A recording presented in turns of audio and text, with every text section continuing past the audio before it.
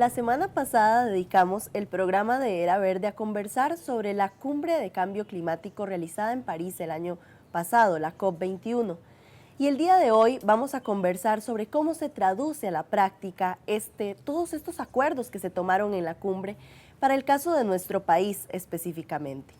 Para eso nos acompaña el día de hoy el señor Henry Picado, quien es el presidente de la Red en Coordinación en Biodiversidad de Costa Rica, a quien le agradecemos por su participación en Era Verde. ¿Cómo está, Henry? Bien, ustedes, un gusto estar acá.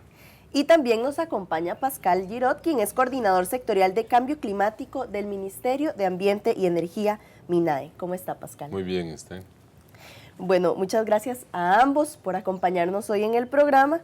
Y recordemos que en la COP21 los gobernantes de casi 200 países acordaron la meta de evitar que la temperatura del planeta aumente más de 1.5 grados y que para la segunda mitad del siglo pues no aumenten los gases que están causando todos los efectos del cambio climático. En la intervención de Costa Rica durante la COP21, el ministro de Ambiente y Energía, señor Edgar Gutiérrez, decía que este acuerdo debía lograrse con equidad, integrando la defensa de los derechos humanos, la igualdad de género y la corresponsabilidad intergeneracional. Pascal, desde su punto de vista, el acuerdo alcanzado en París cumple con los criterios de derechos humanos, con los criterios de equidad y todos estos que mencionaba anteriormente y que fueron apuntados por Costa Rica. Bueno, yo creo que hay que recordar que el acuerdo que se logró en París es el resultado de meses y sino años de negociación y negociaciones difíciles. Había muchos países en las negociaciones que insistían que el tema de derechos humanos pertenecía a otra convención y otro proceso dentro de las Naciones Unidas y que por ende no se debía incluir el tema. Y Costa Rica sí fue uno de los países que insistió en la necesidad de recalcar la dimensión de derechos humanos en el acuerdo, cosa que quedó, ¿de qué forma sería que pues se quedó en el integra? preámbulo, quedó plasmado en el preámbulo, donde quedaron inclusive muchos otros elementos nuevos, yo diría que no, cosa que no estaban en el acuerdo previamente ni contemplado. En ese sentido yo diría que pues se logró por lo menos consignar el tema en el preámbulo del acuerdo, si no en cláusulas operacionales, lo cual es obviamente el tema es de cómo esto se traduce a nivel de cada país en términos de política pública. Ahora, todos estos acuerdos tomados durante esta cumbre han recibido pues múltiples valoraciones. Hay quienes consideran que es un gran logro, que efectivamente pues se traduce en un avance respecto al tema de cambio climático, pero también han habido posturas críticas que valoran que es insuficiente o incluso lo han catalogado de fraude. Desde el sector socioambiental, desde todo el movimiento ambientalista en Costa Rica, ¿cuál es la valoración que se hace de los resultados acordados? Al igual que don Pascal señala, nosotros queremos resaltar que esta COP es parte de un proceso muy largo y es también heredera de una discusión que se empezó en 1992 y que posteriormente en el 97 se logró concretar en el protocolo de Kioto. Y este protocolo de Kioto pues señaló responsabilidades históricas y reducciones también para los países del anexo 1, que son los principales contaminantes. Estas reducciones eran obligatorias a un plazo con un tiempo definido, más en el Río +20, hace 2 cumbres pasadas, se determinó el fracaso hacia esos límites de emisiones básicamente de gases de efecto invernadero. En esta nueva cumbre vemos cómo han aflorado nuevas herramientas y metodologías más vinculadas más al sector financiero y al sector bancario en términos de abordaje de la mitigación y adaptación del cambio climático, más en términos de mitigación. Entonces, la valoración que hace el sector ambiental en términos prácticos es que se ha atrasado la discusión básicamente 20 o 22 años porque se han quitado las responsabilidades históricas y los verdaderos contaminantes son ahora quienes no están poniendo su verdadera cuota en las emisiones que deberían de estar reduciendo en este momento.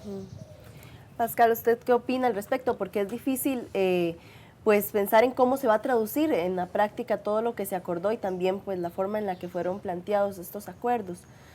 Bueno, yo creo que hay dos temas. Uno, el tema de esa responsabilidad histórica, que en el léxico de las negociaciones es el tema de la diferenciación. Que la primera versión del acuerdo, de la Convención de Marco de Cambio Climático, se habla de que todos los países tenemos responsabilidades comunes, pero diferenciadas.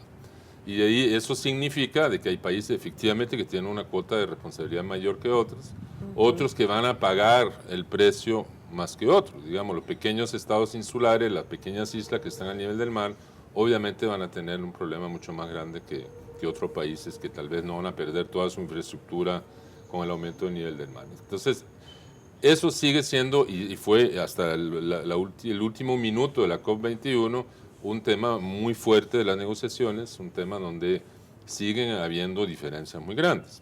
¿Y cuál es esa cuota de responsabilidad? ¿Cómo se mide?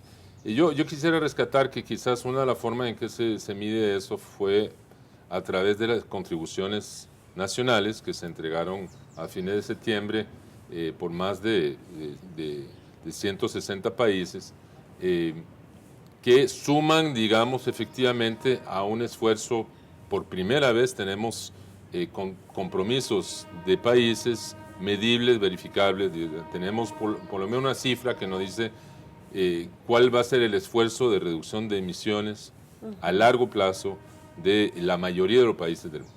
Ese es un primer paso. Ahora, que es insuficiente, todo el mundo está de acuerdo con que es insuficiente, que todos los países no están reflejados, es efectivamente el caso. Hay que recordar que esos compromisos, esas contribuciones nacionales se presentaron antes de la firma del Acuerdo de París. Y tenemos un periodo, ese periodo crítico, diría, hasta el 2020, cuando entraría en vigencia el Acuerdo de París, para ajustar, para aumentar, ojalá, la ambición de los países y de poder tener compromisos medibles, verificables, que puedan ser objeto de seguimiento a largo plazo. Que justo sobre esos compromisos y sobre cuál es esa cuota de responsabilidad también de los países vamos a profundizar un poquito más en el siguiente bloque. De momento vamos a hacer una breve pausa y volvemos con más de Era Verde.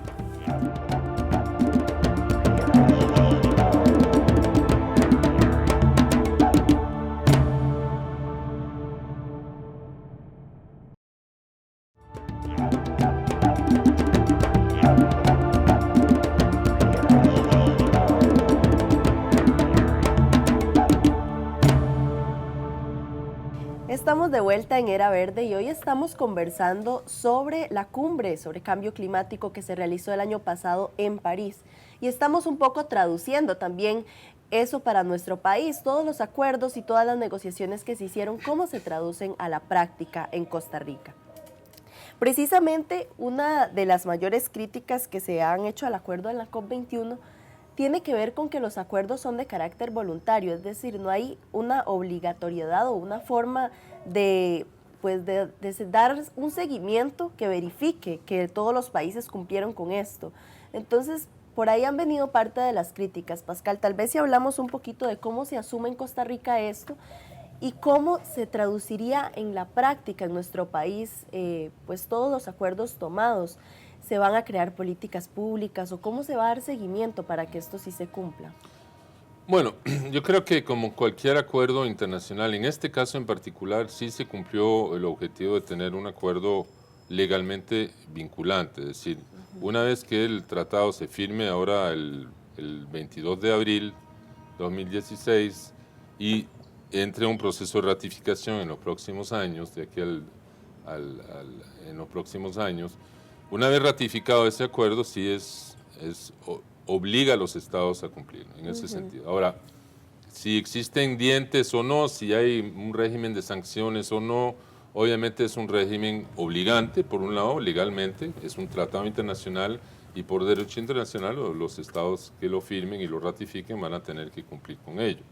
Sí prevé una serie, digamos, de mecanismos de reportaje periódico, donde los países cada 5 años van a tener que informar a la comunidad internacional de los avances para lograr sus metas. En ese sentido, sí es un acuerdo vinculante y que genera obligaciones por parte de los estados. Ahí habría que ver entonces también como los mecanismos de seguimiento para garantizar que esto pues se cumpla.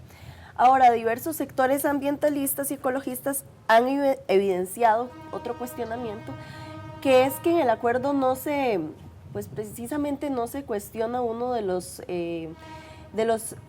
causas más importantes del cambio climático, que tiene que ver con la quema de hidrocarburos, de combustibles fósiles y todo este tema que pues no se tomó en cuenta como eje central y que ni siquiera se consideró la propuesta de parte de la ciudadanía de mantener el 80% de combustibles fósiles bajo tierra. Entonces, ¿cómo podemos valorar este punto y además cómo han actuado en Costa Rica los gobiernos respecto al tema de hidrocarburos?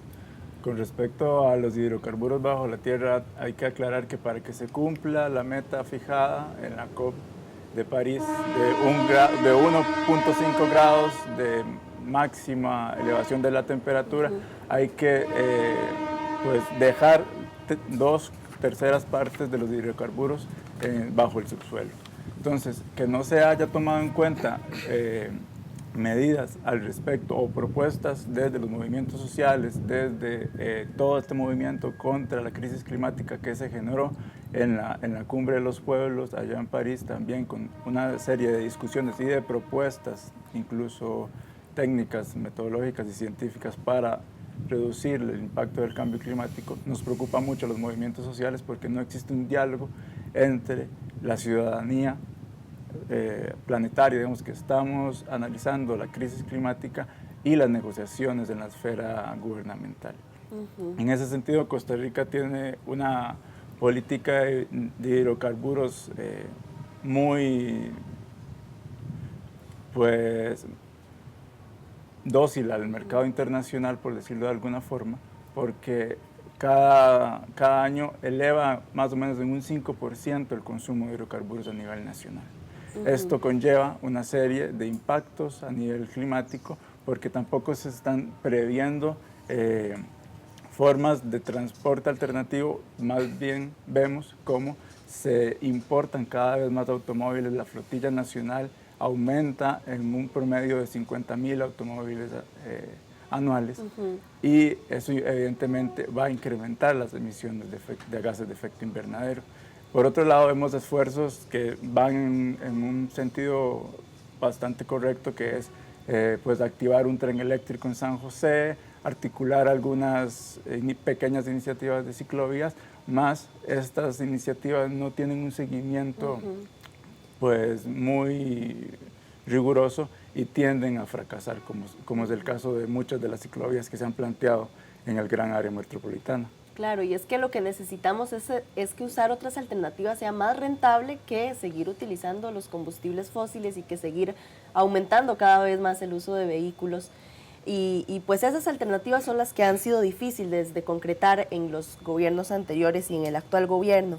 Ahora, pasando al tema agropecuario, considerando que este sector es causante de más del 50% de los gases que actualmente causan los efectos del cambio climático, para Costa Rica, ¿cuáles acciones de mitigación se plantean para el sector agropecuario? Bueno, yo debo decir que a nivel nacional, efectivamente el sector agropecuario es uno de los sectores de mayores emisiones, pero es a la vez probablemente uno de los sectores que más se ha movilizado en torno al tema de cambio climático, tanto en materia de reducción de emisiones como de adaptación y de preparación frente a los impactos del cambio climático. Queda muchísimo por hacerse, pero por lo menos 2 sectores productivos, sector cafetalero y sector ganadero, están en este momento preparando una serie de propuestas para ir ensayando formas de reducir emisiones a través de pastos mejorados, a través de estabulación del ganado que permiten agrupar el ganado y así reducir, digamos, las emisiones. Es obviamente una tarea grande, es una tarea que atañe no solamente al sector agropecuario, sino también a la parte, digamos, de los consumidores, incluso a nivel de los mercados internacionales, porque una de las preguntas es saber cómo vamos a seguir poder diferenciando, o sea, diferenciar los productos agropecuarios costarricenses de acuerdo a su huella de carbono y de cómo también quién va a costear estas inversiones que requiere el sector agropecuario para reducir su vulnerabilidad de cara al cambio climático. Esas son tareas que se están realizando en este momento. La delegación de Costa Rica incluyó una delegación grande de parte del Ministerio de Agricultura y Ganadería, estuvo el señor ministro y la viceministra y otros delegados. Es decir, es un tema que sí, en que el sector agropecuario se ha puesto la camiseta y yo creo que hay mucho que hacer todavía, pero hay por lo menos una voluntad de avanzar en el tema. Hay realmente esta voluntad en los diferentes sectores de traer a la práctica, pues traducir a la práctica todos estos acuerdos. Sí, yo creo que el tema crítico ahí va a ser cómo se va a operativizar eso en términos de transferencia de tecnología, en cuanto a acceso a recursos financieros, digamos, a créditos que permiten facilitar esa transformación del sector para reducir sus emisiones. Es decir, ahí va a ser crítico no solamente que seguir el diálogo que hemos empezado el año pasado, sino de poder realmente buscar soluciones prácticas que respondan a los diferentes productores del país. Claro. Sí, remarcar el tema de que la voluntad política pues siempre es vital para traducir todo tipo de acuerdo a la práctica, y vamos a profundizar un poquito más también de esto en el siguiente bloque. Vamos a hacer una breve pausa y volvemos con más de Era Verde.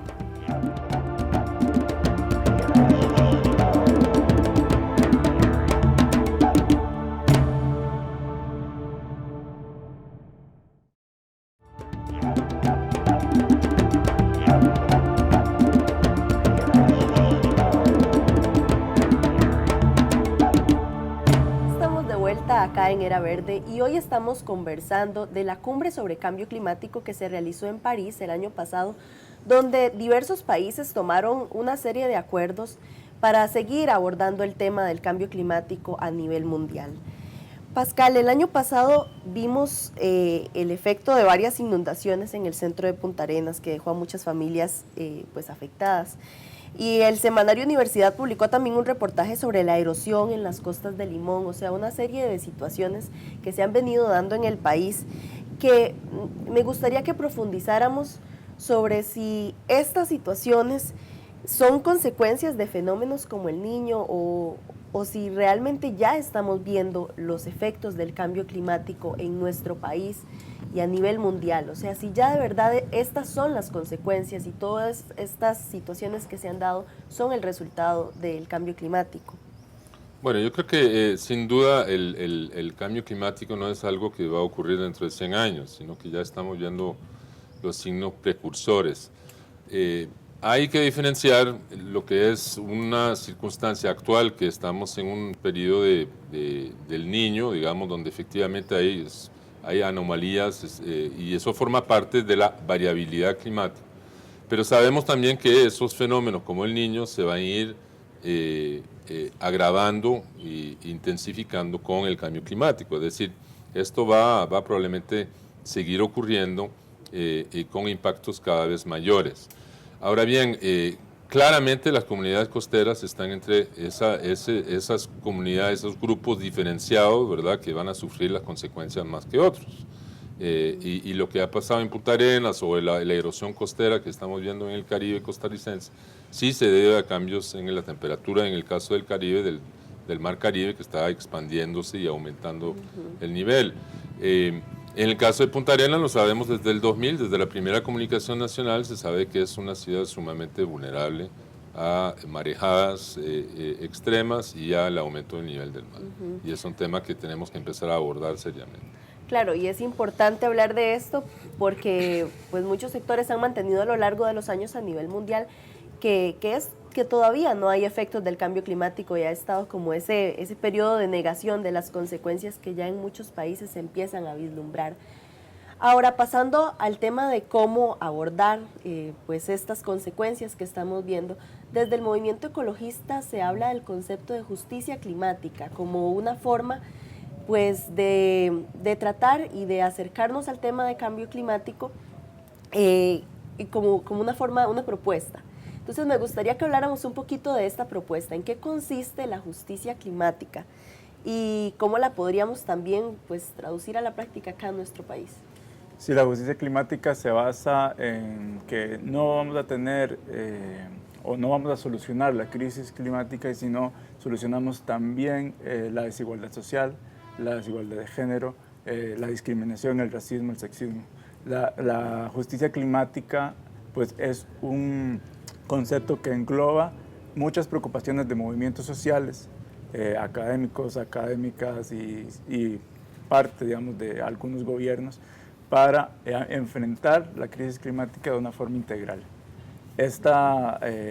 Muchas de las propuestas vienen vinculadas más que todo a la soberanía alimentaria. Esta propuesta, creada desde la Vía Campesina, una organización internacional de campesinos y campesinas alrededor del mundo, que plantea enfriar el mundo a partir de la agroecología. Se calcula que se podría pues, capturar el carbono o la mitad del carbono necesario si se aplican pues, técnicas agroecológicas como el compostaje, como la reducción de pesticidas, como la reducción de la mecanización, etcétera, etcétera. Entonces, en ese sentido, la justicia climática viene a plantarle cara a lo que se ha propuesto en la COP de París, que son las falsas soluciones al cambio climático. Las falsas soluciones al cambio climático son la política de REDD+, la agricultura climáticamente inteligente, que están muy vinculados con los sectores financieros y que podrían llevar más bien a crear una burbuja financiera climática y no hacer nada en el territorio pues, material para combatir en términos de cambio climático e irse más bien solamente en propuestas de bonos de carbono, de financiarización del clima, de todas estas propuestas que están más vinculadas con un sistema que ya nos hemos dado cuenta que ha fallado, que el sistema capitalista como tal ha fallado en esto de cuidar el planeta y solucionar la crisis del clima. Entonces nos parece al movimiento social muy contradictorio encargarle al mismo sistema productivo solucionar el problema que ha causado. Claro, porque esto tiene que ver también con las prácticas, con ir transformando pues las prácticas dentro de estos sectores que, como decíamos antes, el sector agropecuario pues a nivel mundial es un gran responsable de las emisiones de gases. Entonces hay que buscar la forma de contrarrestar esto con otras alternativas de producción. Ahora, Pascal, en distintos espacios usted ha conversado sobre la necesidad de aprender de la gestión integral de riesgo y la contribución que puede hacer a la adaptación al cambio climático. ¿Podría profundizar tal vez con algunos ejemplos qué es la gestión integral del riesgo y qué se entiende por adaptación? Bueno, es una pregunta compleja para contestar en pocos minutos, pero yo creo que sin duda si podemos manejar mejor los riesgos climáticos de hoy, es decir, de poder manejar, por ejemplo, mejor la sequía que nos acaba de impactar en Guanacaste, o los eventos extremos con los que afectaron a Sarapiquí y Turrialba el año pasado, vamos a estar en mejores condiciones para poder enfrentar los impactos del cambio climático. Entonces, la gestión de riesgos significa básicamente crear condiciones para no solamente responder a emergencias, sino reducir la vulnerabilidad. ¿Y qué implica reducir la vulnerabilidad? Prepararnos para eventuales impactos climáticos a futuro. Por ejemplo, ha habido otras sequías en el pasado en Costa Rica, en Guanacaste, una en el 76 y en años anteriores. Es decir, no es la primera vez que en Guanacaste falta el agua. Y la pregunta es, ¿cómo vamos a hacer para que para la próxima sequía, el próximo El Niño, dentro de unos años, estemos mejor preparados para reducir las pérdidas? Es decir, de que esas pérdidas, estamos hablando en el 2015 más de 75.000 millones de colones que ha vertido la Comisión de Emergencia a productores damnificados. La idea es cómo reducir eso, cómo hacer de que los productores pierden menos cosechas, y eso pasa por efectivamente cambiar la cultura del agua, sobre todo en el agro, el manejo del agua vamos a tener que ir evolucionando hacia una cultura de uso mucho más eficiente del agua y ojalá hacia una agricultura con un menor impacto en el medio. Es decir, y eso yo creo que hay una conciencia cada vez mayor de que hay que ir incorporando esas medidas de adaptación al cambio climático para poder reducir a largo plazo las pérdidas del sector agropecuario, ¿verdad? Que los mismos agricultores son los que van a salir ganando si pierden menos en un evento extremo. Claro, bueno, ya se nos está acabando el tiempo, entonces para ir también aterrizando un poquito este tema a la vida cotidiana de todas las personas que nos están sintonizando, ¿cómo podemos también las personas en nuestras prácticas cotidianas, en nuestro día a día, hacer aportes para que los efectos del cambio climático pues no se sigan desarrollando de esta forma y para de hecho contribuir a contrarrestar y desde las formas de producción y estas alternativas en las que podemos contribuir de alguna manera, ¿cómo podemos ir aportando? Bueno, desde el sector ambiental definimos que la única clave para enfrentar el cambio climático es la organización. Organizarnos, crear cooperativas de consumo que luche contra esos alimentos que vienen desde el otro lado del planeta y más bien impulsen el consumo local, cooperativas que integren productores y consumidores que puedan traer la comida de una forma más ambientalmente justa, exigirle a los gobiernos también cuentas alrededor del tema del cambio climático, también desde plataformas y pues federaciones ciudadanas, generar, digamos, conciencia crítica sobre ese tipo de acciones colectivas que como personas, como qué sé yo, como la gente de Talamanca por la Vida y por la Tierra ha demostrado que puede analizar el tratado de Red Más y criticarlo desde su cosmovisión indígena para también aportar a este debate. Ya los indígenas han dicho en múltiples veces que rechazan el Red Más porque es una forma de privatización de sus bosques sagrados. Entonces es una forma, es un ejemplo que los hermanos Bribris nos están dando de cómo luchar contra el cambio climático. Pues sí, entonces lo que nos corresponde también en nuestro día a día es organizarnos, pero también informarnos mucho y dar seguimiento, a ver también cómo se traducen en las políticas públicas y cómo se traducen las acciones del gobierno, pues todo lo que tiene que ver con el tema de cambio climático. Muchas gracias a ambos por acompañarnos en este programa de Era Verde y gracias a ustedes por sintonizarnos en un programa más. Nos encontramos la próxima semana. Quédese con más de la programación de Canal UCR, donde hacemos televisión con sentido.